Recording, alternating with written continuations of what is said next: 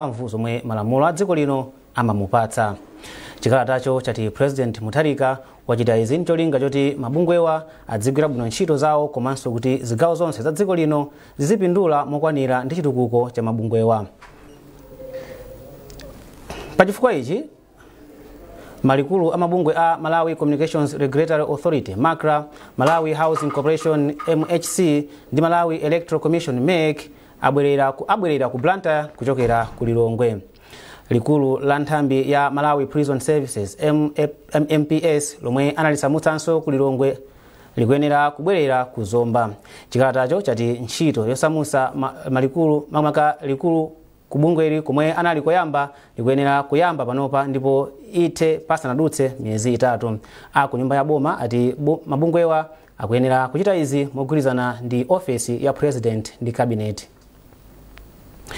Pakadali pano ena mwa anthu okhala mu mzinda wa Blantyre ati ndiokondwa ndi ganizo la mtsogoleri wa dziko linoyu lobweretsa zina mwa nthambi za bomazi mu mzindawu. Mtolankhani wathu George Banda anayankhula ndi ena mwa anthu okhala mu mzinda wa Blantyre. Monga mmodzi amene ndakhalitsa mu Blantyre usually ndine okondwa kuti MACRA ibwerera kunoko. Malawi Housing ali ndi facility abwino kwambiri kuno ku Blantyre. It's really pretty good kuti ayenera kuti abwerere adzachite okupai ma office awo. Ineyo ndimagwira ntchito ku hotel and ndinaona kuti mmene anachoka zinachita affect kwambiri ma hotel athu edi amatipasa business kwambiri, MACRA amatipasa business kwambiri, ndiye kuchoka kwawo kunachita affect business yathu kwambiri. Zili bwino kwambiri chifukwa monga president ene kubalance kumpoto kuli anawo, pakati pali anawo, kunonso kumwera kuli anawo, ndeti keketi azigawa mofanana. Inetu ngati mene ndayilandira ndi chimwemwe kuti zinthu zimene zinachotsedwa pazifukwa zina zabwerezetsanso monga mmene zinalili kale. Monga ife anthu aku Blantyre, anthu a mzinda uno tilosangalala chifukwa business athu ndi zinthu zina zake tizipanga mwachangu kwambiri kusiyana ndi mbuyo mukuti timatika mapanga zinthu amatoza kuti tidikire kayi ku headquarters ku Lilongwe ndipo panopa tizipanga zinthu mwachani kuti mofulumira komanso mabwinobwino monga mmene zimayendera kale. Nkhani za malonda mukuona kuti ganizo limene lithandiza bwanji?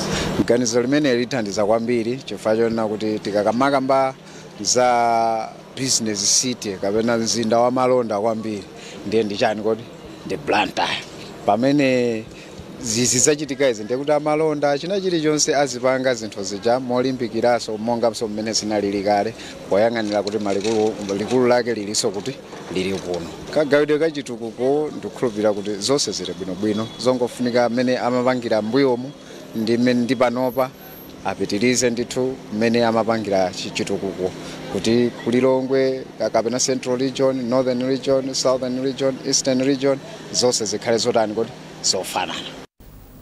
Wachiwiri kwa mtsogoleri wa dziko lino Justice Dr. Jane Ansah wapempha anthu amene akugwira ntchito mu ofesi ya wachiwiri kwa mtsogoleri wa dziko lino kuti adzipereke kwathunthu komanso kuti akhale okhulupirika pamene akugwira ntchito pofuna kuti ofesiyo ikwaniritse udindo umene ili nawo kwa Malawi. Dr. Ansah amayankhula izi atapita koyamba ku ofesiyo kuyambira pomwe anakhala wachiwiri kwa mtsogoleri wa dziko lino.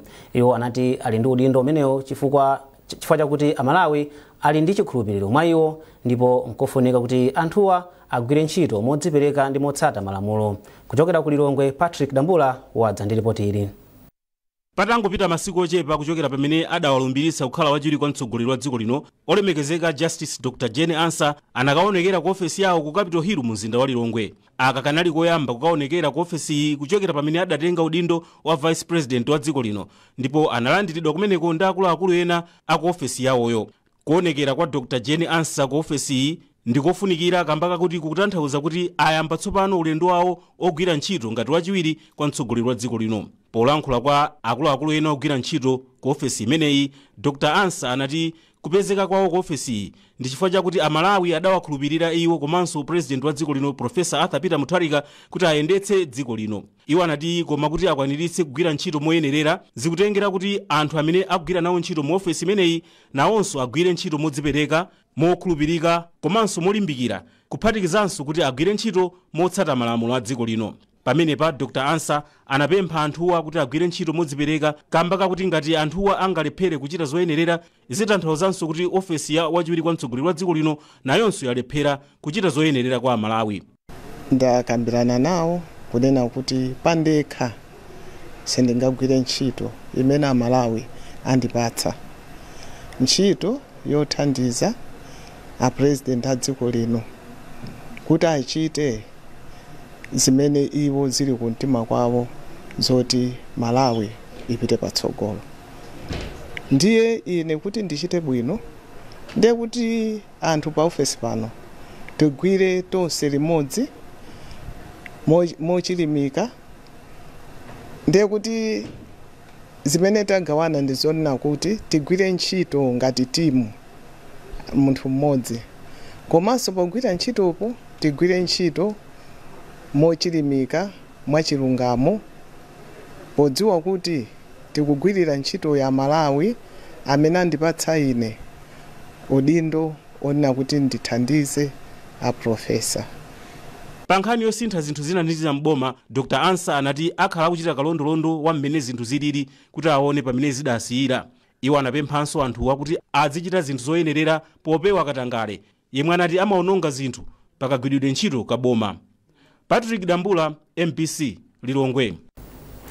Pamene msonkhano okambirana zakusintha kwa nyengo otchedwa COP30 omwe ukachitikire mdziko la Brazil wayandikira, bungwe la Clean Cities Project lapempha maiko kuti ayike patsogolo kupereka ndalama kwa achinyamata zomwe angathe kugwiritsa ntchito pa zinthu zomwe zingathandize kuchepetsa mavuto omwe akukumana nawo kamba kakusintha kwa nyengo.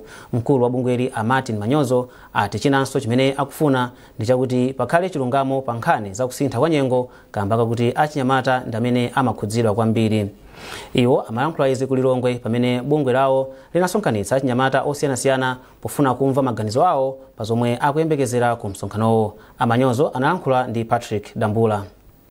Uthenga amene ife tipite nawo ndi wakuti ifewo tikufuna climate justice, and climate justice iyo tikuyifuna panopa. Tikupita ndi uthenga umenewo kuti maiko osiyanasiyana amene akuthandizira kuti chilengedwe chizisinthabe azikhala kuti iwowa tikuwapanga hold accountable. Tikubweretsa point ngati achinyamata imene timaitcha climate financing, kuti zachuma zizipezeka pakusintha kwa nyengo kuti zithandizire kuti tikonze zimene zikuonongeka mwachitsanzo. Ife ngati achinyamata tili ma innovations amene timakhala nawo. Mwaona ino lero function imene tinayo ino yalo conference of youth kuna achinyamata ambiri close to 400. Mwachinyamata amenewo tinali ndi ena 40 amene anali ndi ma innovations yawo oti akuonetsa othandizira kankhani yokuzana ndi kuti anthu asiye kupanga za makala ali ndi ma products awo amene akugwirisira ntchito. Tili ndi zina zokuzana za clean energy kuti anthu mwina asamayuze zinthu zina azipanga zinthu zina kuthandizira imene timati climate adaptation. Ndife tikufuna kuti atithandize pa nkhani ya climate financing kuti pakhale mafandi kapena mathumba azachuma amene akuzomathandiza achinyamatawa. Tifa ma ideas ndi amenewo tifuna kuthandiza, koma tikufunika thandizo loti atithandize ma ideas aja asangokhala ma ideas koma apange scale kwa Africa kuno, msadiki muno, komanso ku Malawi kwathu kuno mavuto amene tingakumane nawo. Cholinga tibuild resilience pa ma communities athu. Cycle inflation nthawi inakati adzachitikaso isazakhale ngati kuti sitimadziwa chimene chikuchitika. Tili ndi achinyamata amene anabwera a flood amene amatha kupanga detect kapena kudziwa kuchitika ma floods, ndipo amabweretsa timati readiness kuti anthu akozekere bwanji. Tifunika ma innovations ngati amene wawa apanga. Bungwe la Center for Democracy and Economic Development Initiatives CDED lati lalembera kalata nduna ya zachuma kuti imitse ntchito ya madzi yokhuza maboma a Salima ndi Lilongwe ponena kuti pali zinthu zambiri zomwe sizikuyenda bwino. Mkulu wa bungweli a Sylvester Namiwa anena izi pa msonkhano wa atolankhani mu mzinda wa Lilongwe. Mwachitsanzo Anamiwa ati kampani ya Salima Water Supply sikunena poyera mmene ndalama zokwana 150 billion kwacha zoyendetsera ntchitoyi akuziyendetsera komanso a Malawi omwe akugwira ntchito ndi Cato Civils pa ntchitoyi sakutetezedwa molingana ndi malamulo ogwira ntchito pamalo. Dziko la Malawi padakali pano pati ndi vuto lalikulu ngongole zachuluka. Ndiye ngati dziko limene tikuvutika ndi ngongole sitingakwanise kuyang'ana kumbali kukumveka mphekesera kunena kuti ena akungongola ndalama muzina la boma nkumazisiweresa. Ifake talembera kalata anduna asopano azachuma kunena kuti kunabwerekedwa ndalama zokwana 150 billion ku nyumba ya malamulo zoti tipangire project ya mazi kuchokera ku Salima kubwera ku Lilongwe ndi kudowa. Koma ndalamazo sizigwira ntchito bwino. Mwachitsanzo pali zoti ndalama zikusembezedwa pali mphekesera zoti ndalama zimapitisidwa kunja forex tikuifuna icha komanso Malawi sakuuzidwa kuti kodi ndalama zimene tangongola ndi ntchito imene ilipo zikugwirizana bwanji kuli kuphwanya malamulo mwachisanzo tangoganizani forex imene yavutiramo kumayitanisa njoyera kuchokera ku South Africa komanso pali kukondera pakati pa anthu ogwira ntchito kunja ndi Malawi mwachisanzo alonda aku Malawi kunoko akumapasidwa 600,000 pa mwezi pamene alonda ochokera ku South Africa kumapasidwa 4 million ndiyeno dziko la Malawi lili ndi malamulo amfunika azisatidwa. Ndipo kampani ya Cato Civils yomwe ikugwira ntchitoyi sinayankhepo kanthu pa zomwe bungwe la SIDED likunena kuti ikukondera anthu obwera ndipo ikupondereza Malawi omwe akugwira ntchitoyi. Ndipo ofalitsa nkhani wa kampani ya Salima Lilongwe Water Supply Agrim Kamutolo ati kampani yawo ikugwira ntchito motsata malamulo komanso kuti ikuchita zinthu zake moyenera. Akamutolo ati choncho kampaniyo ikumapereka malipoti amene ikugwiritsa ntchito dongosolo la ndalama zokhuza ntchito makamaka ntchito yopopa madzi kuchokera ku Salima kupita ku Lilongwe. Apa ati kampaniyo sinayambe yalandira pempho kuchokera ku bungwe la SIDED kuti awapatse ripoti lokhuza ntchitoyo. Banki yaikulu ya Reserve yati ndalama zakunja tsopano zayamba kukhazikika mdziko muno. Polankhula pa msonkhano olemba nkhani mu mzinda wa Lilongwe, mkulu wa banki a McDonald Mafuta Mwale ati izi zili chomwechi kamba kachikhulupiriro chomwe othandiza dziko lino ali nacho pa utsogoleri wa dziko lino Profesa Arthur Peter Mutharika. Iwo ati misonkhano yomwe nduna ya zachuma a Joseph Mwanamveka akuchita ndi mabungwe komanso mayiko omwe amathandiza dziko lino ikuthandiza kuti dziko lino lipeze komanso kukhala ndi ndalama zakunja. Amwale akulongosola zambiri. Ndabwera pano kuti ndifotokoze kankhani kabwino pang'ono konena kuti tonse tipange share kuti Amalawi ndikuthokoza kuti takhala olimba komanso tapanga endure olo tapirira nthawi imene takhala tikuvutika kwambiri palinga ndi nkhani za forex. Mukudziwa ino fuel amativuta, mukudziwa so ino kuti fertilizer ndi zina zake zakhala zikutivuta. Koma good news imene ndabweretsa lero ndiona kuti tapanga observe olo taona ndithu kuti after my elections titadusa my elections taona kuti pali goodwill olo kufunana kwabwino kumene kulipo makamaka pakati pa anzathu amene amathandiza dziko lino pa nkhani za chitukuko ndi zachuma kuti anachilimika ndithu kuti thandiza ndi ndalama after government ya Professor Arthur Peter Mutharika was sworn in. Ifeyo tikuona ngati kuti zimenezi zipitilira malinga ndi mene ma meeting amene anakhala pakati pa Minister of Finance ndi ma donors onse, ma development partners onse atsimikiza ndithu kuti ali okonzeka kuithandiza dziko la Malawi kuti lipange ateni ndalama zambiri zoti tithandize olo zitithandize kuti tipange import chakudya chokwanira komanso tipange import fertilizer ndi fuel kuti umoyo wa Malawi upitilire olo ukhale bwino. Mwazina iwo achenjeza mchitidwe wa mabanki ena mdziko muno omwe akuthandizira mchitidwe ochita malonda a ndalama zakunja mophwanya malamulo. Iwo ati yemwe apezeke akutero lamulo ligwira ntchito. Chimenenso ndingapemphepo anzathu ama business ndichakunena kuti tinadzaona ndithu pa nthawi imene timapita ku elections ndi pano after my elections pakupezeka kuti pali anthu ambiri amene ali ndi ndalama zakunja foreign exchange imene ili mabanki koma safuna kuitulutsa. Panali nkhani yonena kuti ena amawapa kuti kukhala devaluation ndiko kukhala devaluation iwo apeze ndalama zochulukirapo m'Malawi kwacha tikapanga devalue ndi anali kusunga ndalama zawo ndi cholinga choti olo ndiku hope yoganiza kuti kukhala devaluation koma ndatsimikizira kuti no izozo ndizoti ifeyo ndakhala basi ndi aboma Minister of Finance tagwirizana kuti no devaluation simapangika poyera popanda zina zoti zithandize devaluation ije kuti ithandize Malawi. Pali pano ene devaluation ndiyonena kuti ikhoza kungopweteka Malawi ndi kukwera mitengo kwa katundu amene amalawi amagwiritsa ntchito. Ndiye ndikhoza kungowalimbikitsa anzathu amene ali ndi foreign exchange kuti tiyeni tigulitse ku mabanki amene tili nawo kuti ndalamazo zipezeke pa nsika ndi kuti zithandize dziko lino kupanga import zinthu zofunikira monga momwe timazifunira ifeyo. Pamene anzathu akunja ma development partners akupanga mbali yawo, ifeso tikuyenera kupanga mbali yathu. Nkhani izi zikufikani kutoka kuno ku MBC, ndipo tiyeni tionenso mitu yake. President wa dziko lino Profesa Arthur Peter Mutharika walamula kuti maofesi akulu amabungwe ndi nthambi zina zaboma zomwe anazisamutsira ku Lilongwe zaka zingapo zapitazo zibwerere komwe zinali poyamba. Achinyamata mdziko muno apempha mayiko kuti ayike chidwi pa ntchito yomwe achinyamata angathe kugwira yothandiza kuchepetsa mavuto omwe amakumana nawo kamba kakusintha kwa nyengo. Ndipo sukulu ya ukachenjede ya Mzuzu mogwirizana ndi bungwe la United Nations Development Program yakhazikitsa njira zamakono zotukulira maphunziro.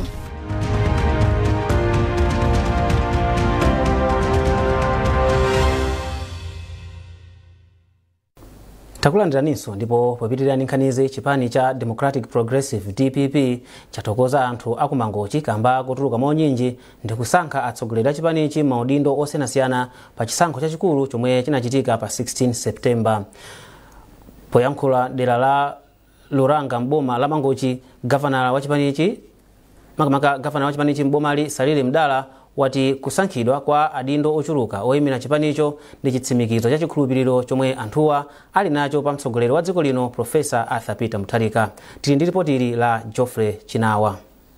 Poyankhula kwa Luranga dera la kumpoto kwa boma la Mangochi pamene amalandiranso chipani cha DPP kansala yemwe asankhidwa kumene ngati oyima payekha Yusuf Abdu, gavana wa chipanichi mboma la Mangochi Salile Mdala ati chipani cha DPP chikuyamika chifukwa cha chikondi chomwe chikulandira mbomali. Iwo ati mwachisanzo mwa aphungu 13 omwe asankhidwa mbomali, aphungu 10 ndi achipani cha DPP, zomwe zikutsimikiza kuti chili ndi chikoka chochuluka mbomali.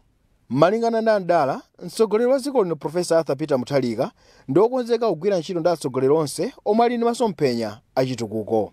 Magwiridwa ntchito azakhala apamwamba kwambiri because kuti president akapanga chinthu chikhala kuti ana akewo MP komanso makansala onse ndi a DPP, zimene zikuperesera kuti sipakhala chiyembekezo chonena kuti kuno chitukuko sichafikira anthu mosemphana chikhala ngati kuti chili suti. So ndi chiyembekezo cha anthu kuno kumakanjira kululanga kunena kuti akhandi chiyembekezo chokwana chimene amayembekeza manifesto ya Profesa Arthur Peter Mutharika izakhala ikugwira bwino ntchito chifukwa chokuti kunoko kwapangidwa suti popanga zimenezi. So tili ndi chiyembekezo chachikulu anthu akumudzi kuno kuti manifesto ya Profesa Arthur Peter Mutharika izakhala ikugwira ntchito. Kunoko kunali kudera limodzi limene likuoneka kuti ndilosalira kuno kuti ndikutali kwambiri poyerekeza kuchoka ku town kucha. Koma panopo iye motumikira kuti azikatumikira ku chipani kupita ku council ku chipani cholamula ayembekeza anthu kupindula. Mawu ake kansala Yusuf Abdu wati walowaso mchipanichi pofuna kugwira ntchito ndi boma losogozedwa ndi Profesa Arthur Peter Mutharika komanso posatira pempho la anthu a mdera lake. So mu 5 years imene tifuna tionetsetse kuti anthu akuyeneka kukhala ndi madzi abwino. Nkhani ya zipatala tithokoze kuti ku Makanjira kuli chipatala chimene chikumangidwa chimene chikatha chithandiza anthu. Komano timafunika tikhale ndi zipatala zing'ono midzi osiyanasiyana kuti anthu ana azithandizidwa mosavuta. Tili ndi mavuto so a skulu, mukapita maskulu ena ndi omvetsa chisoni. Mabuloko mwina skulu ina buloko imodzi, ena so alibe buloko akuphunzira pa mtengo. So mu 5 years zimene tiyesesa kuti zimenezozo tithe kukwanirisa kuti anthu tapase zimene akufuna kudzera mu mtsogoleri wa Profesa Arthur Peter Mutharika. Pa chisankho chachikulu chomwe chachitika pa 16 September, chipani cha DPP chapeza makansala pafupifupi 249 m'dziko muno. Geoffrey Chinawa, MBC, Mangochi. Sukulu ya ukachenjede ya Mzuzu mogwirizana ndi bungwe la United Nations Development Program UNDP yakhazikitsa ndondomeko yoti ophunzira azitha kugwiritsa ntchito njira zamakono monga internet potukula maphunziro awo. Polankhulapo potsegulira ntchitoyi yomwe akuyitcha Nzeru Hub ku Mzuzu University, mphunzitsi wa phunziro la ICT Joseph Kumwenda anati ntchitoyi ithandiza ophunzira kupeza mosavuta zipangizo zofunikira pa maphunziro awo kudzera pa makina a internet. Daniel Nyilongo walemba ripoti lomwe akuwerenga ndi Blessings Gondwe. Ngati njira imodzi yothandiza kupititsa patsogolo maphunziro komanso kuonetsetsa kuti Amalawi ali ndi kuthekera kopeza uthenga kudzera pa internet, sukulu ya ukachenjede ya Mzuzu University mogwirizana ndi bungwe la UNDP Malawi yakhazikitsa ndondomeko ya kagwiritsidwe ntchito ka internet kuti ithandizire maphunziro mdziko muno.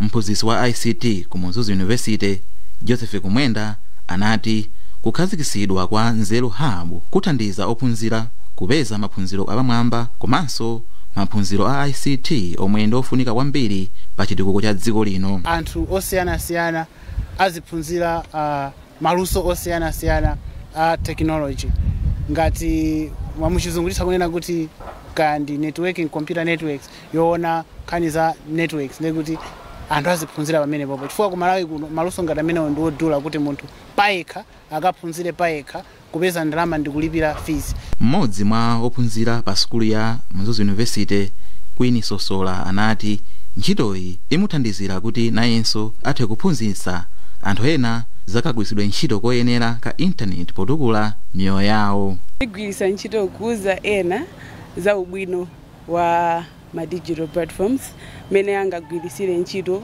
komanso mene angapangire apply mu ma field osiyanasiyana amoyo. Kugwiritsa ntchito zinthu monga internet ndi njira imodzi yomwe ingathandizire kupititsa patsogolo maphunziro mdziko muno komanso pa nkhani ya chitukuko. Anthu amene amaba ndalama ponamiza ena kudzera pa foni akuyenera kusiya ntchitidwewu chifukwa mabungwe a Makra ndi NRB akuyamba ntchito yolembetsa mkaundula ma sim card potsindikiza mu makina dzala komanso nkhope pakangotha pa 20 Oktoba mwezi uno. Izi zinadziwika pa misonkhano yodziwisa anthu za ndondomekoyi mu mzinda wa Blantyre. Chisomo Break wafika ndi zambiri mu ripoti ili. Malinga ndi mkuluona za ubale wabwino ku bungwe la Makra alimbani nsapato, eni simukadi akuyenera kulembetsa posindikiza zala mu makina ozindikira wanthu, kujambulitsa nkhope komanso polembetsa chiphaso cha unzika. Ansapato anati ntchitoyi ikufuna kuthana ndi mchitidwe obera anthu kudzera pa foni komanso kupereka umboni wabodza okhuza unzika. Nkhani yaikulu ndiyo kuti tikufuna anthu ogwiritsa ntchito foni akhale otetezeka. Kwa nthawi ndi nthawi timakhala tikumva za umbanda omwe anthu amafuna kuba ndalama kudzera pa foni. Kugwiritsa tikapeza ma details ambiri ndiyo kuti anzathu amafuna kuyesera kuti abere anthu pa foni kudzera mu njira zosiyanasiyana. Mwina akuyimbirani kuti tatumiza katundu kuchokera ku South Africa kayayi pangani chakuti mulowetse pin code. Tikapanga njira ya nyuwani yolembesa nsoyi tikukhulupirira kuti Amalawi ambiri omwe amagwiritsa ntchito foni azakhala otetezeka. Mmodzi mwa anthu ochita malonda mu tawuni ya Limbe, Mai Alefa Nyadirani ochokera ku Kanjedza anayamikira bungwe la Makra chifukwa cha ntchitoyi ponena kuti milandu yakuba ndalama kudzera pa lamya zam'manja komanso kunamiza anthu ndi yochuluka mdziko muno. Uthenga umene utawulandira bwino kumbali ya anthu amene amapanga ma business ting'ono kuti amasunga ndalama zawo kumpamba. Mwangati ineso ndili ndi umboni wina ananditumizirapo message yoti munditumizire ku nambala iyi ndalama m'bale wanu achokera ku John kuti muzandombole katundu. Kumbali ngati imeneyo ndiye kuti ngati Amakla awunikira mbali zonse zofunikira kuti ndalama za anthu zikhale zotetezedwa ndithu. Pansi pa ndondomekoyi munthu mmodzi azimulola kulembesa masimukadi 5 ndipo anthu ochita malonda aziwalola kulembesa masimukadi opitirira 30. Ntchito ya kalemberayu izatha kumapeto kwa mwezi wa March ndipo yemwe sazalembesa foni kufikira nthawi imeneyo foniyo izasiya kugwira ntchito. Chisomo Break, MBC, Blantyre. Kampani ya Perfect Property Solutions Limited yapempha makampani ena mdziko muno kuti azithandiza aluso popeza kutero kungathandize kulemba ntchito achinyamata ambiri mdziko muno. Mkulu wa kampani kumpoto a Ongani Sakala ayankhula izi ku Mzuzu pamwambo wopereka ndalama zokwana 1.5 million kwacha kuti zithandizire zokonzekera mwambo wa mayimbidwe omwe a Top City Entertainment akonza akonzerana kubala pa 15 Oktoba ku Chintheche mboma la Nkatabe. Chisomo Manda anayankhula ndi Asakala. A Top City Entertainment titaona kuti chimene akufuna apange in terms of kuthandiza azimayi anakubala athu. Tinaona kuti ndi chinthu choyenera kuti ife monga makampani amene togwira ntchito mu dziko muno thandizenso initiative yonse imene kuchitikaso mu dziko muno. Anditaona kuti chimene athandizire ndi chinthu choyenera pamaso pathu monga kampani. Nona kuti tigwitigwemo kuthandizako nchayiyo singapanisi. Mbali ya Nsangaluso m'malo muno ndi mbali imene ili kuthekera kufika pasogolo koma amakhani zofoka zambiri in terms of ndalama zawo zimakhala zocheperapo. Ndaifa monga makampani amene togwira ntchito m'malo muno tiliso ndi udindo kuthandiza mbali imene kuti nawo safike pasogolo.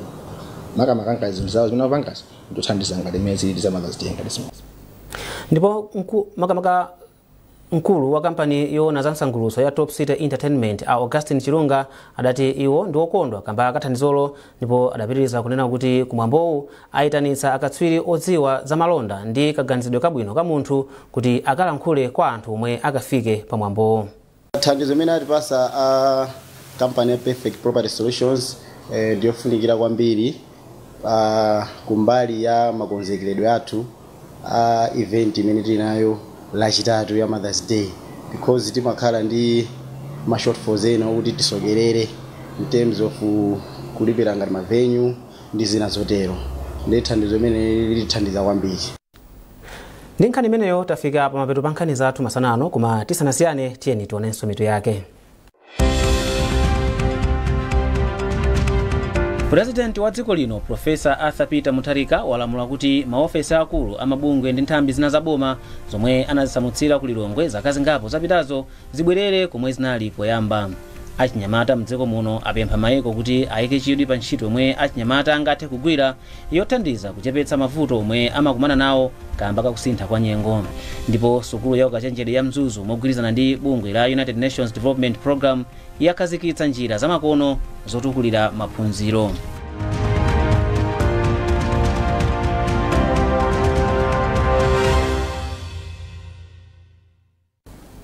Pezani nkhanizi ndi zina zambiri popita pa mbc.mw kapena MBC Digital pa Facebook, Instagram komanso X. Munali ndine Amin Musa, makoma nonse.